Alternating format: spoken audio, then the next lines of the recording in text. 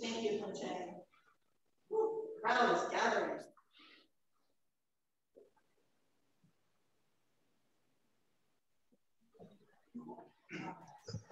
All right, let me just do a quick check. Is this working? Other than the ringing in my ears? Are we doing all right? My husband has just run an errand to get me reading glasses that I can see. Some of you know I've been having some problems with my eyes, and yeah.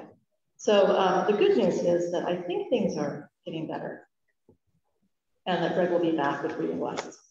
But for now, let me welcome you to this place made holy by your presence. Welcome to this house of life and love, of memory and hope.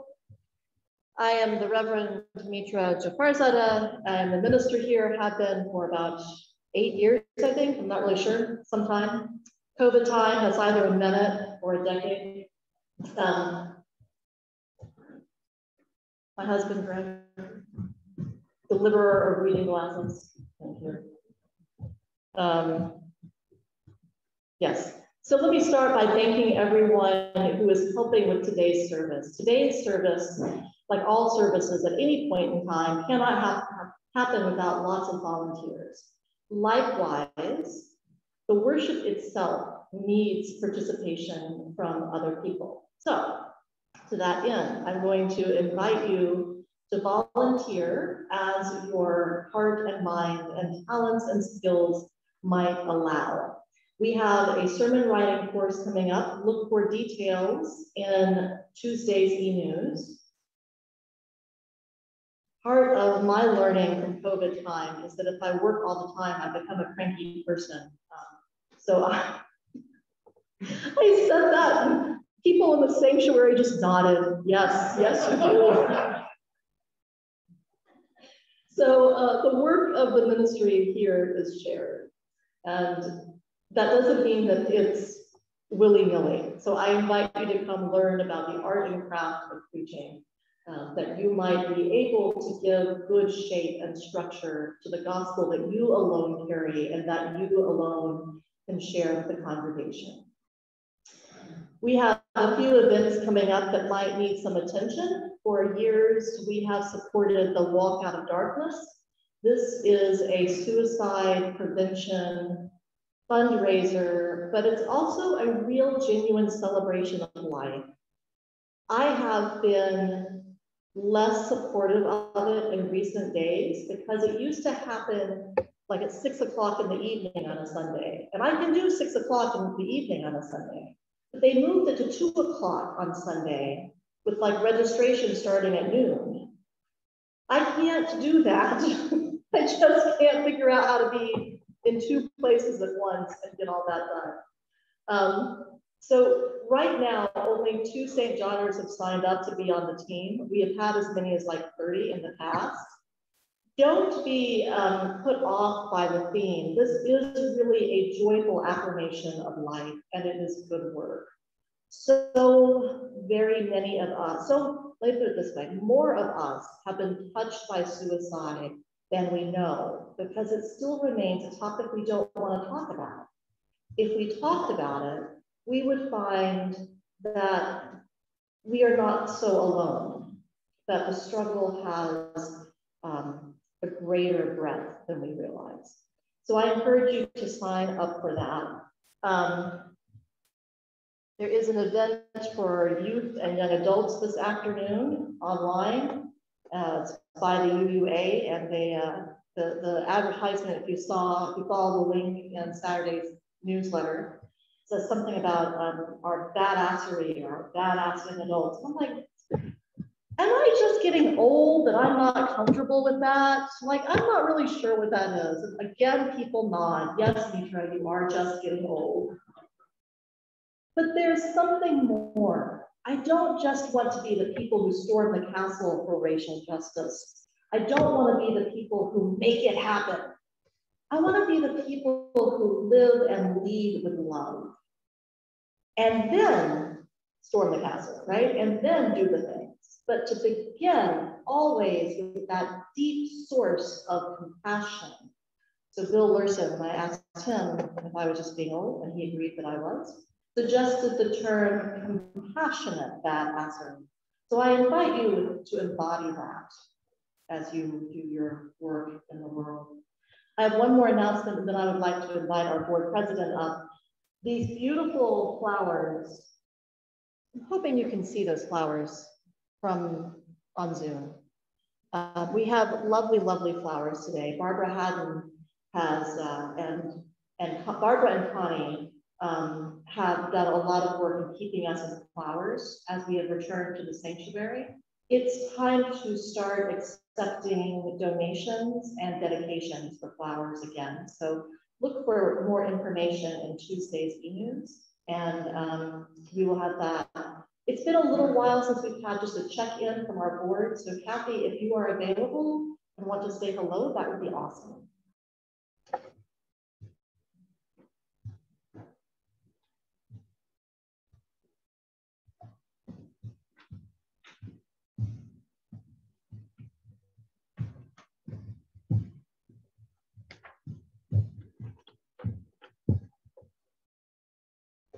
Good morning to those gathered here and online. COVID is an ongoing reality. St. John's is trying to be safe. People in the sanctuary are masked on Sunday. People in the sanctuary are spread out among the seats. Could they be further apart? There are empty seats. In small groups, we expect you to ask those in attendance whether everyone should be masked,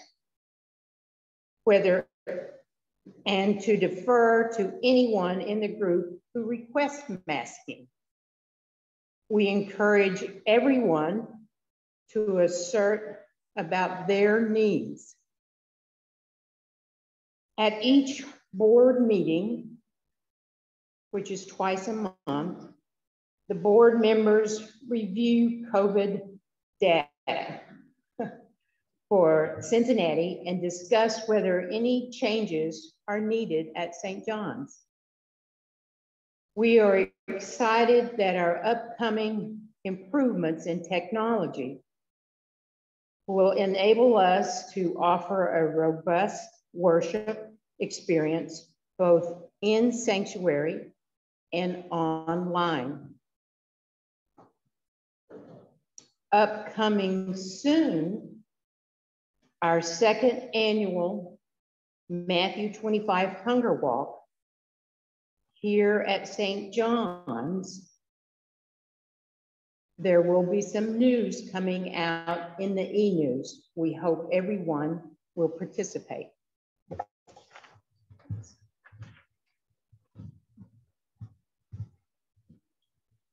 Kathy, you mentioned two things that prompted me to remember things. One, the sun is shining on you, yes. One is the small group. We have our Chalice Circles. Our registration is open now. If you have not signed up for Chalice Circles yet, I encourage you to do so. It is a wonderful way to get to know people. If you are new, do not be afraid. This is a good, kind, gentle opportunity to be together with friends. And that Marie is around. You can ask her after the service, or let's see, I see Judy there and Bill. If you would like, can I volunteer a few of you to answer questions about small group? All right, raise your hand if you'll answer questions. Excellent. Yes. Yes. We've got some good people out here. If you are online, can someone online who can answer questions in coffee hour, please put your name in the chat? Do we have anyone?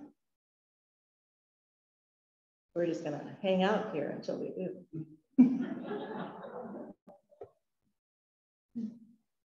Because if not, I'm just gonna volunteer Joetta. Yes. Okay, so the second thing I want you to know, and I really want you to know this, our board members really have been super attentive to what is going on with the virus. They are not at all lackadaisical. They are very detail oriented, and they are doing that work on our behalf. So please don't think that they're not doing that. And yes, there are seats in between, but I think it's nice when couples sit together. We do have in the chapel some tables set up that if you would like, if you have a family group or a small group and would like to sit together around a table, that is also an option. Matthew 25 is good. I should preach a whole sermon on that. Matthew 25 Ministries is a wonderful thing. I think that's all our announcements for today. Nicole is present and in the building, and she did not hear me. She was not here. I'm not shaming her at all because she texted me earlier and said she'd be late. But I'm guessing that she has a laptop and will help people sign up for the walk out of darkness. That's some powerful psychic communication there, through the mask even, yes. So see Nicole if you'd like to sign up for the walk out of darkness after the service. Something happened this week. Does anybody know what it was? The hint is in the way the sunlight is seeking out the lines on the floor. Yes, it was the autumnal equinox. May I invite our singers forward to begin us with chant for this season. After that, we will have our chalice lighting, shared affirmation, and the song, We Give Thanks. So you might want to just stay put until the second song.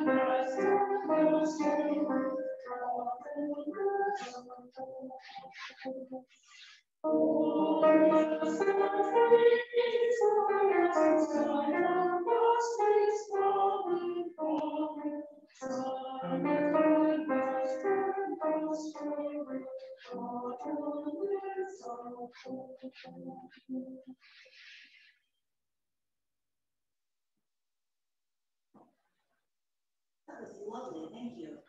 We will now have our chalice playing. We light this chalice to celebrate Unitarian Universalism. This is the church of the open mind. This is the church of the helping hands. And this is the church of the loving heart. Together we care for our church, each other, and the world. So may it be. Will you join me in the words of our affirmation? This is the mission of our faith, to teach the fragile art of hospitality, to revere both the critical mind and the generous heart, to prove that diversity need not mean divisiveness, and to witness to all that we must hold the whole world in our hands. Thank you. Meister Eckhart said, if the only prayer we ever said was thank you, it would be enough. May we have the next song, Oh, We Did This.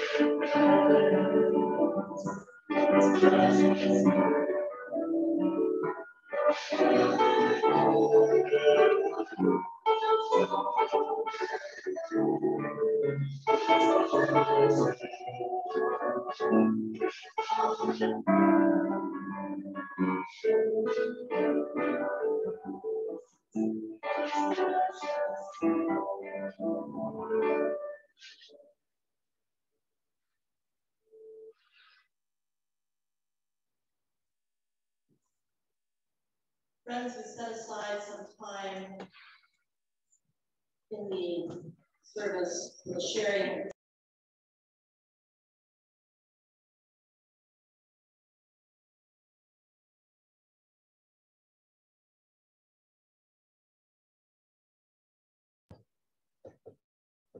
Two, if you have something you would like spoken from the pulpit and can write that down, I will put it into prayer after the stones are placed. For those of you who are online, if you would like to add something to the chat, we will get that and place a stone and speak your joy or sorrow to the community gathered. It might make things, oh, never mind. Okay, we'll wing it.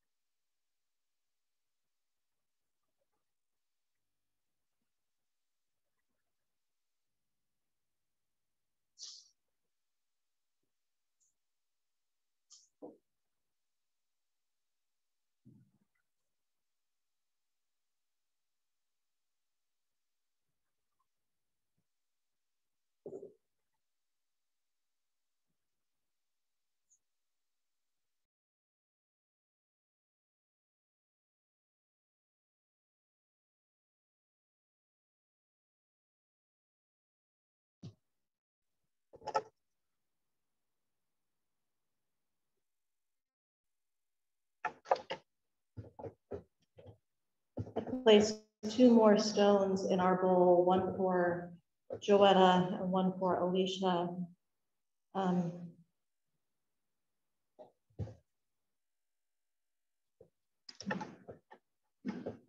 Joetta shared a gratitude for the sun that is shining.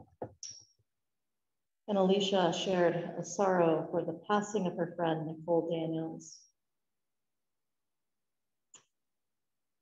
Today is a day in Transylvania where they celebrate Thanksgiving. It is a time of harvest. It's a time where the plums are ripe and the grapes are crushed and life is full of abundance and blessing. Will you join me in an attitude of prayer? Holy One of blessing, we name your presence in us and among us. At this hour, we come with humble hearts, grateful, so grateful for all the many ways we are blessed. We come with sorrow. We come with maybe a little bit of anger that we are still dealing with this vicious virus that has caused so much suffering.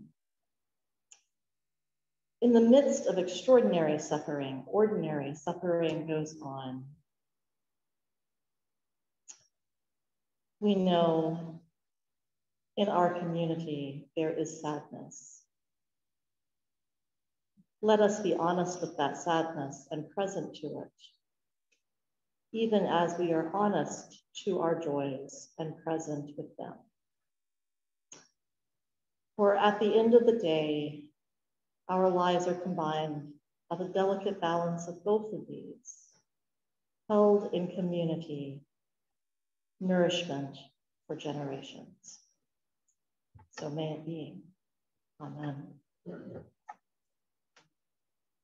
Invited Mike Nugent, who is the worship associate today and also a board member.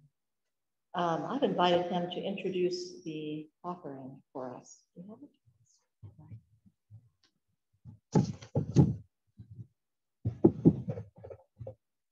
A reflection from Offerings by Robert Thayer. I marvel at the religious freedom and freedom of opportunity for religion in this nation. Granted, some of the religions that grow and prosper give me moments of uneasiness. That aside, we should know how vital it is to our freedom not to have a religious organization, buildings and all, paid for by our tax money. Before 1787, most New England towns had parish churches that were supported by taxes. In fact, in 1775, two laymen, founders of the historic First Baptist Church in Medfield, Massachusetts, were sentenced to 2 years in jail for not paying taxes to support the town's congregational church, First Parish. Many members of First Parish can trace their family's membership in the church back over several generations, but the story of those two dissenters remains largely untold. The true meaning of the offering we give and receive every worship day is that we affirm one of the greatest negatives in the world. There is no state church here. We affirm the positive, that with each dollar we give, we keep the revolution alive and support our own association's right to grow and prosper. Revolution stalled, however, in 1787. The Constitution left slavery in place and defined a Black person as 3/5 of a white male. American slaves were prohibited from worshiping freely in the South until April 1865, when General Robert E. Lee surrendered to General Ulysses S. Grant at Appomattox Courthouse. Only then did the power of the African-American Christian churches rise like a new mountain range throughout the Southern landscape. Our revolution is never over. Year after year, some bill gets tagged onto legislation in Congress to pay for one more educational service provided by a religion that owns its own schools. Every time our offering is taken, I think of the hymn that goes, "Oh freedom, oh freedom, oh freedom over me. Be free, give generously."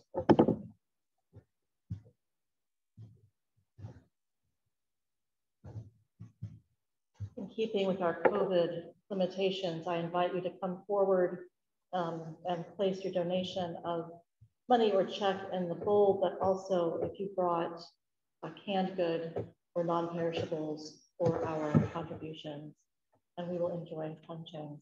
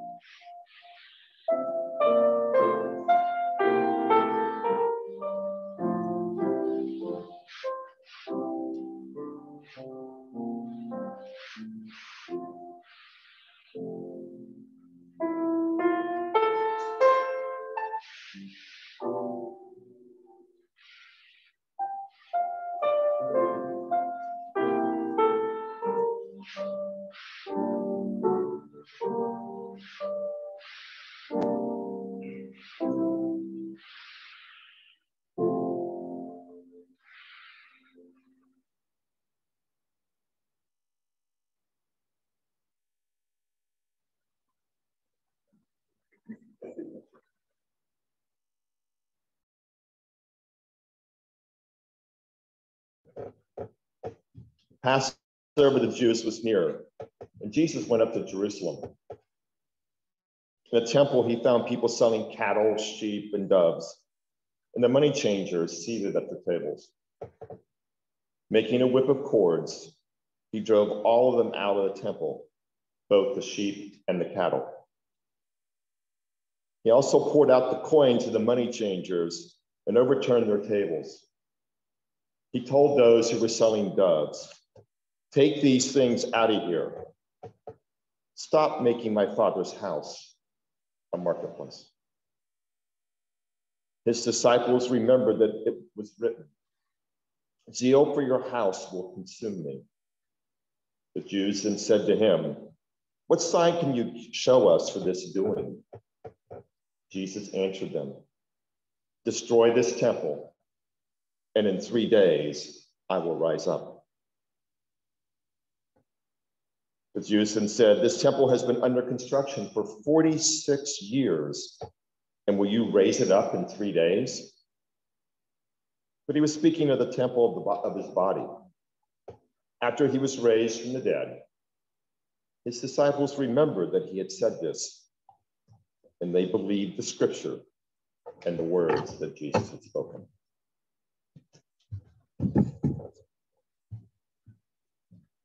Cranky there, wasn't he? Yeah, he was. All right, that was the Bible. Or Mike arrived this morning with his tablet and said, "Do we actually have a Bible here in this church?" And I said, yes, we do. This is my favorite one. So there you go. Now that we've had the Bible text, let's turn to another source of wisdom, one of my favorite podcasts, known as My Favorite Murder. I know, what can I say? I like it. You have to imagine this. I'm driving up the road to go see my kid at college, and I'm listening to My Favorite Murder. And they tell the story. They have this woman tell a story, or they read a letter from this woman. And before I know it, I'm on 75 and I'm just crying in my car by myself. So what do you do when this happens? Well, you share the story. So I want to share the story with you, and then I want to ask for your perspective. So here's the story. This woman writes about being a little kid, well, a young kid, maybe middle schoolish, and her family had like no money. And her mother would shop at yard sales for clothes, and her clothes were often they just didn't quite fit right. But this one yard sale had this gray skirt that was right on trend. It was pretty. It was fitted. It would go with other things. It was like what the other children were wearing. She wanted that gray skirt. It was 50 cents. And her mother said, "I can't part with 50 cents on the chance that it will fit." So she asked the woman who was having the sale, she said, "Can my daughter try this on?" So the girl takes the skirt into one of the bedrooms, and she talks about how beautiful the bedroom was and how beautiful the mirror was and how wonderfully the skirt fit. And she put her hands in the pockets and she twirled around, and she was very, very, very happy with the skirt. It fit, it was lovely, it had pockets. What more do you want in life? Takes it out and says, "Mom, this is beautiful and perfect." Great. And her mother asks the homeowner, "Can I have it for 25 cents? And the homeowner agrees. So she buys a few things from the yard sale, and the homeowner says, "Let me go get you a bag. I'll be right back." So she takes these things and goes into the house and comes back out and hands over the bag with the goods. They get home, and this young woman goes to put this in the laundry. But before she puts it in the laundry, she checks the pockets out of habit and finds in the pocket of that gray skirt a $20 bill.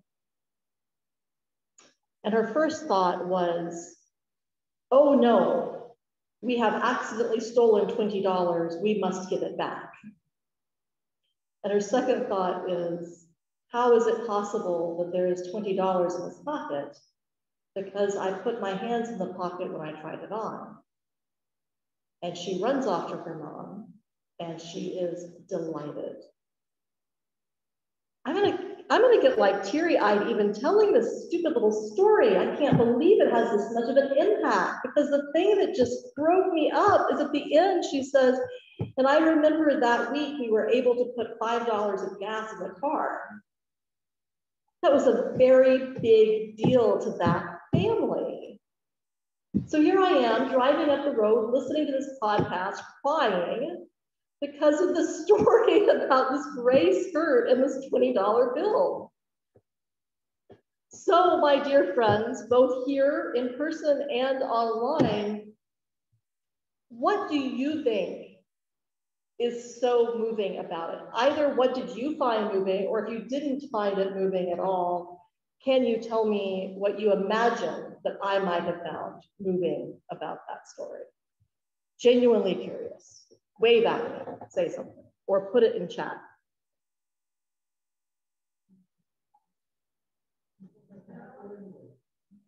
Edie says, generosity, yeah. Yeah. Quiet generosity, yes. Blessing.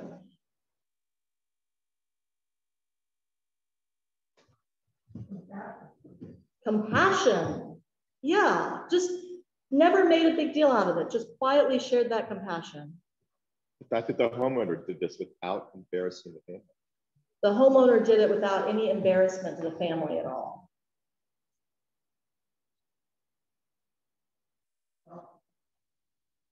I didn't quite hear that. Was it selflessness?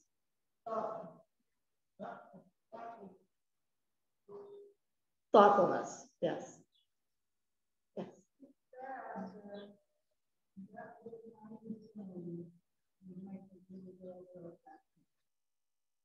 It really touched me that from the very beginning of the story, finding that skirt, even without the $20, just made her absolutely delighted.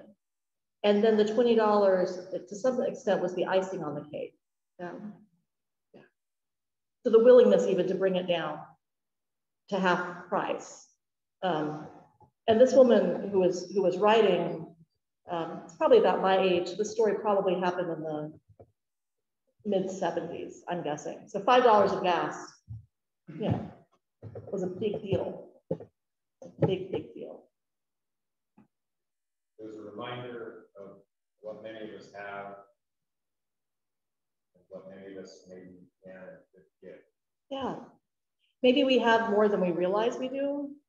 And maybe we can give with all those things that you said earlier, with the compassion, with the thoughtfulness, without embarrassing anybody. There's a quietness about the giving that is powerful. One of the things that struck me about this is that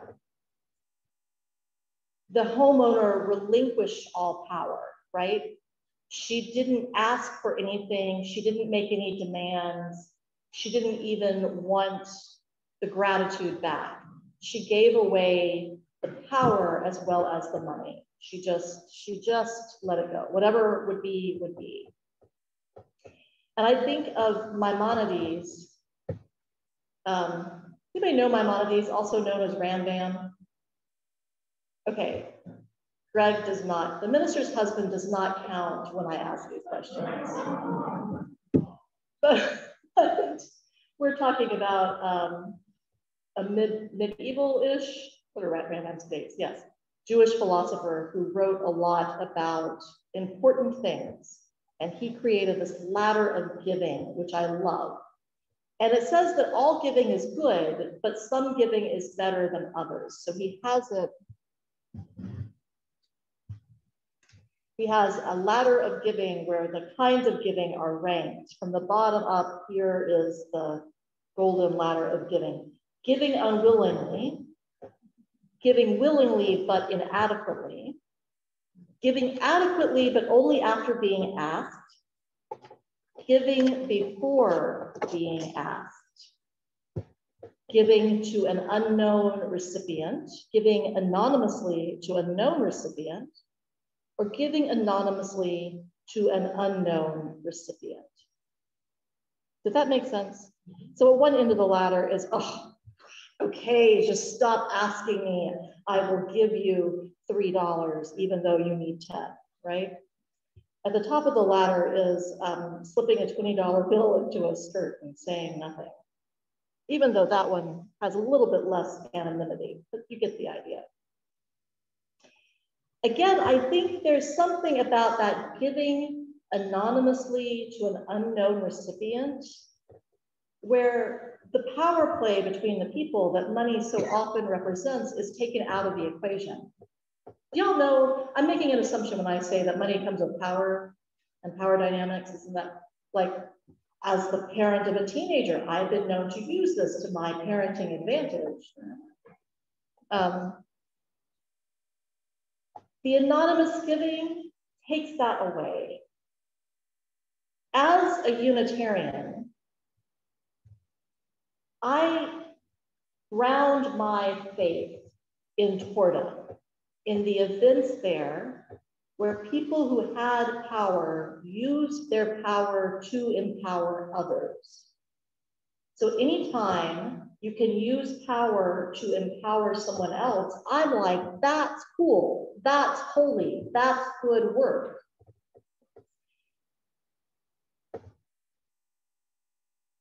As a Unitarian in a church, I am aware of different ways that money moves among us and around us. And I'm always somewhere in the back of my mind applying Maimonides' ladder, right?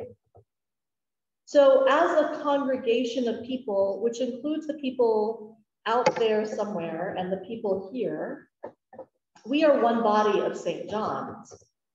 Sometimes we give as one body. If a church takes a collection for a cause and I give $1 and Mike gives $1 and Greg gives $3,000, Greg gets all the credit. No, that's not the way it works. If we do that as church, we give $3,002 and all of us are represented, even the person who didn't give anything.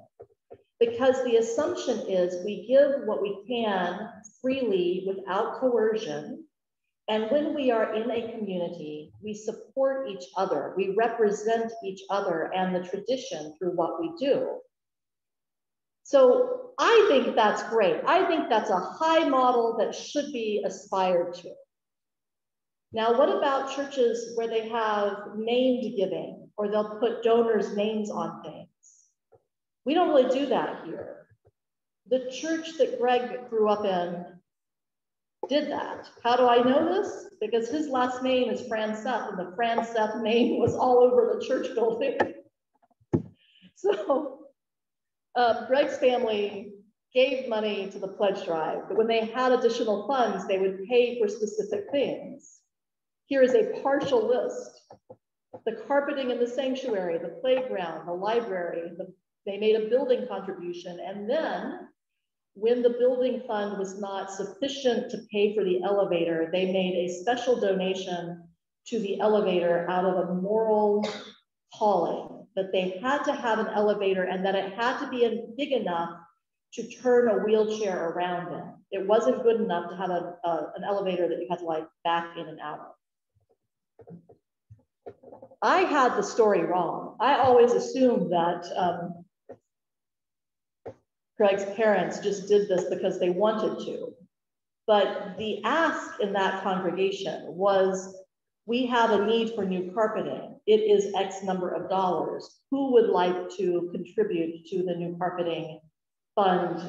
They didn't literally put their name on the carpet. They literally put their name on other things though. It's a way of doing things, right? Nobody knows what to think about what I'm saying. How did we went to church and now we're talking about money? How did this happen?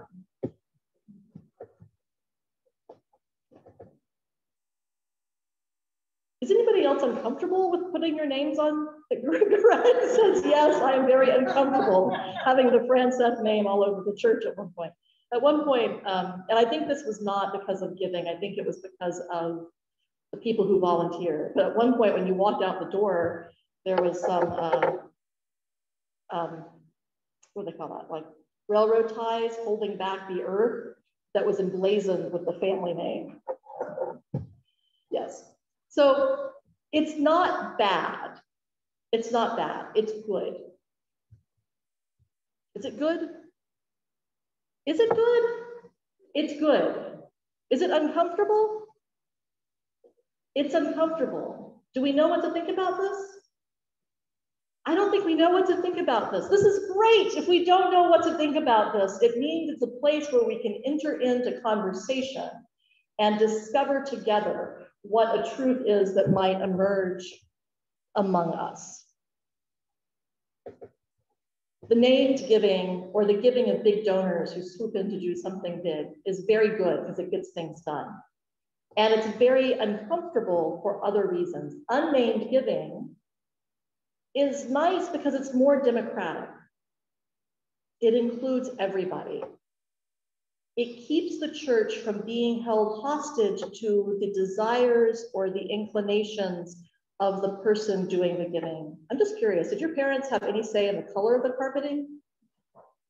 Probably, yeah. I mean, once they gave the money, who's not going to listen? Once they gave the money, who's not going to listen?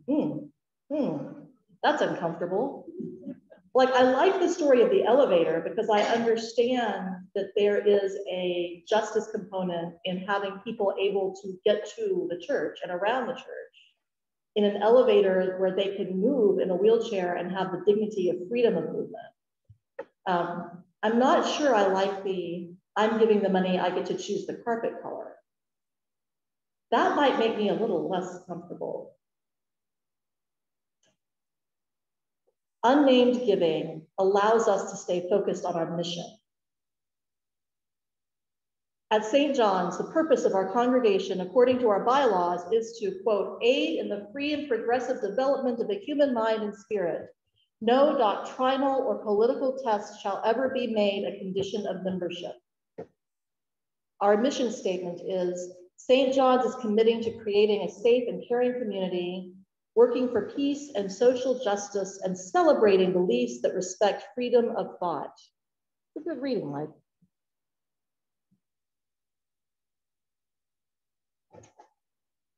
Jesus said, tell me, well, he said, where your treasure is, there your heart will also be. Where your treasure is, there your heart will also be. I don't think we need Jesus to tell us this. I think we know that where we spend our time and our energy and our skills and our money, that's where our values are. There are other parts in nearby where that quote was, Luke 12:34, where Jesus actually calls money money. But here in this passage, he says, where your treasures are. So he's saying something about more than money. It's your time, it's your skill set, it's your energy. So at St. John's, several years ago, we had an emerging opportunity to work with the Dawn School. And I did not want us to be a community that gave to the Dawn School and then kept our distance. I wanted us to be a community that placed not our money, but our treasure. I wanted us to be a community that pursued the spiritual growth.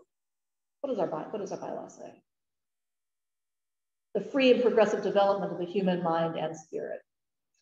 I wanted our mind and our spirits to develop in relationship with the students at Dawn School. I wanted us to arrive not as the experts to tell the people what must be done, but to arrive with an open curiosity about the needs and wants of the community. I wanted us to take situations where we might not be comfortable and bring them into conversation with our own spirit and then with each other and say, this encounter made me uncomfortable, and I don't know why that is. Or this encounter made me uncomfortable, and I do know why that is. And it is a place where my spirit has some growing to do. Where your treasure is, there your heart will be. We have a model of giving money in this country that comes from the robber baron age, from the gospel of wealth from the Carnegies on down, where the people with money use it not to empower other people, but to assure that the structures that disempower other people will be maintained. I'm not selling that too heavily. The purpose of charity in many instances is to maintain the status quo. I was part of a group one time, briefly. I attended one meeting, then I didn't go back. That was supposed to be empowering, this was in another city, far away and long ago, supposed to be empowering workers from the immigrant community. And the problem was the wages were too low to get, and the distance too far between the work and the people people were having to take the bus, and the bus routes were limited, and the solution was to print bus schedules in different languages, which is a solution. But this is a charitable organization claiming to work for justice, creating a solution that kept the wages exactly where they were and facilitated the ease of the employer to better exploit the worker by keeping the wages low. I'm not sure how that was supposed to benefit anybody. When we give, without doing any internal work, we put our soul at risk. We put our soul at risk of holding on to that good feeling of, I did something good. I am big enough, tall enough, bold enough, rich enough to give to the people who are less than me. That is not relational. That is not engaged. Dawn's school was challenging to us because they decided that what worked best for them were programs that didn't always fit with us. But if we made the commitment to help them with their decision, we become the student and not the teacher. We become curious and not indicting. We risk being stretched and grown in new and interesting ways. Are you with me? COVID happened. We cannot do what we did. So now we're back to just giving money.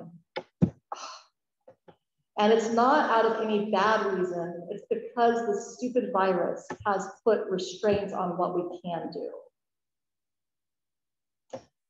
But I challenge you, even without the opportunity for small group reflection or direct engagement with the communities that we fund, I challenge you to do the work of the Spirit inside of yourself, to ask yourself, how am I doing with Maimonides' ladder? How am I doing? Where am I uncomfortable? Why am I uncomfortable? What privileges am I being asked to consider giving up?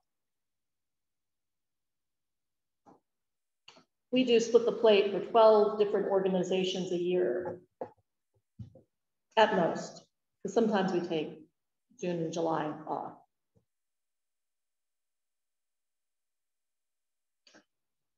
The purpose of this organization is to grow the human spirit and mind. Where is our money being spent now? Where are we spending our treasure?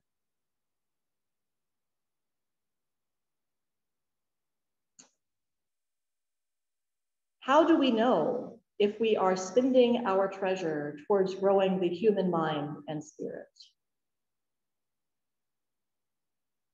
Money has always been and will always be associated with power and with politics. Who has the money and how they wield it impacts the world we create together. A positive example of that is the elevator of the church where I grew up in. The work of the Spirit is to build up curiosity and kindness, generosity, but also a willingness for us to put ourselves in the position of being the student and not the teacher, which you kind of lose if all you do is give the money and then walk away. Faith traditions speak of money in different ways. For the Muslims, it's 2.5% of wealth is given to charity. I really like that. I really do.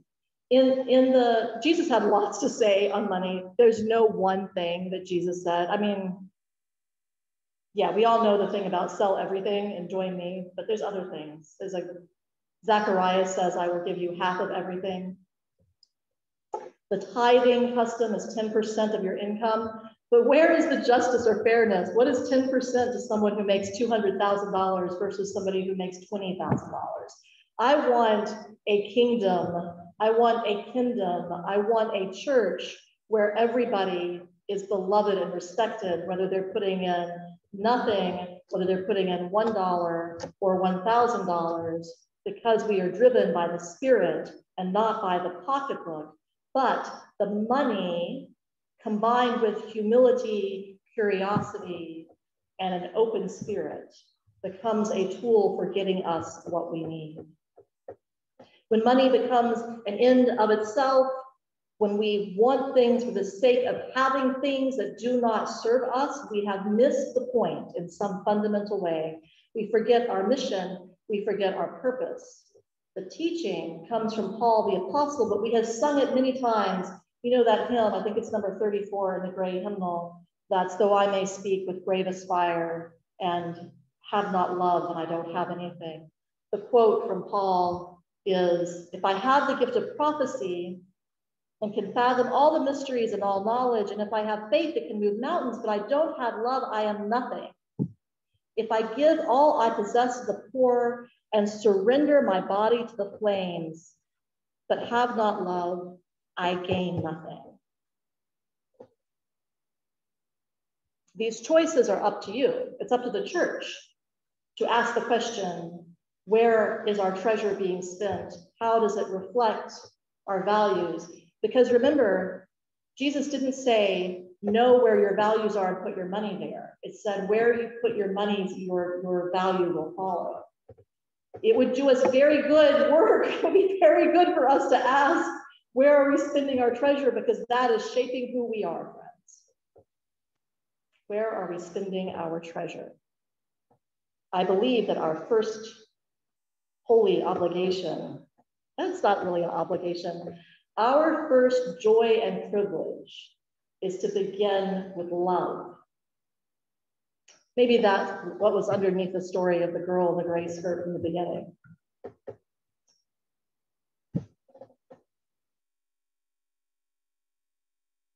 The image of a child in a skirt twirling in front of the mirror, loving herself, loving that moment. The image of a family reaching out to another family, anonymously, quietly, with dignity, sharing the love.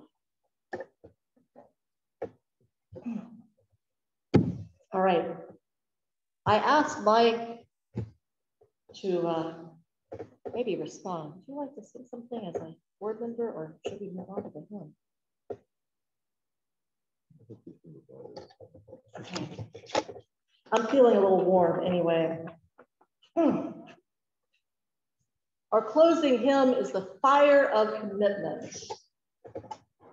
May, as our singers gather up front, I would invite us to embody that fire, to live from it and for it in all that we do.